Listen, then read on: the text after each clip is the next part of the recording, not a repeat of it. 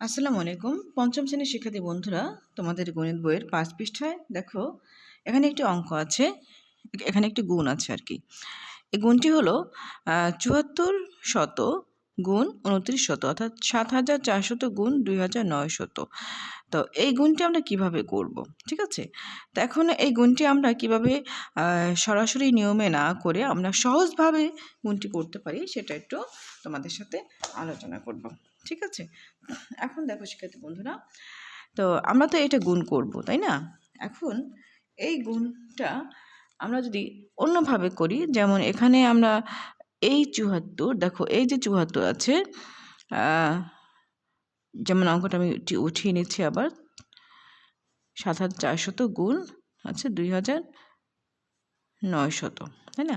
এখন আমরা যদি এইভাবে করি, দেখো এই ৭৪কে আমরা গুণ দেব কত দ্বারা? ১০০ দ্বারা।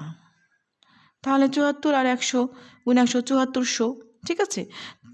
এরপরে এই গুণ তো এটা অবশ্যই থাকবে, গুণ আমরা একটু ফাঁকা করে দিলাম, একটু আলাদা করে দেখিয়ে দিচ্ছি। এরপরে ২৯ গুণ আবার ১০০, তো ২৯ গুণ ১০০ মানে কি? ২৯০০, ঠিক আছে? এখন আমরা কি করব, দেখো এখন আমরা এই ৭৪ আর ২৯ একসাথে নিয়ে আসি। ৭৪ গুণ ২৯, আর এখানে এই ১০০ আর ১০০ আমরা একসাথে নিয়ে আসবো, এটার সাথে গুণ হবে ১০০ গুণ ১০০।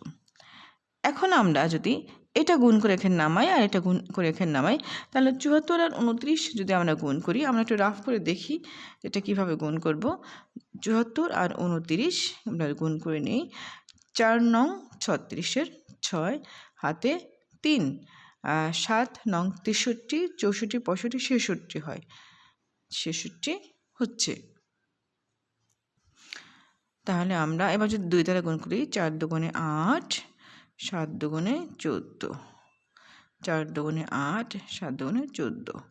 তাহলে আমরা যোগ করি ৬, ৮ আর ৬ কত? ১৪, ৪ হাতে ১, ৬ আর ৪ ১০, হাতে ১, ১ আর ১ হাতে ১, ১ আর ১ ২ হচ্ছে, ঠিক আছে?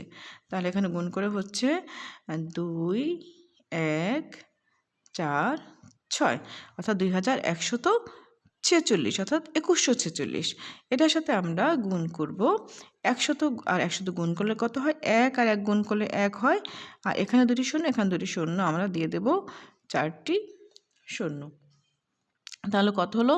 একক, দশক, শতক, হাজার, ১০,০০০ হলো। এখন কি করব? এই সংখ্যাটা এই ১০,০০০ সাথে গুণ করব।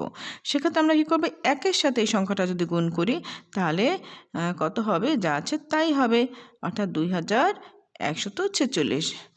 এবং এই শূন্যগুলো ১, ২, ৩, ৪, ৪টি শূন্য আমরা এখানে দিয়ে দেব। এভাবে আমরা সহজভাবে গুণ করতে পারি।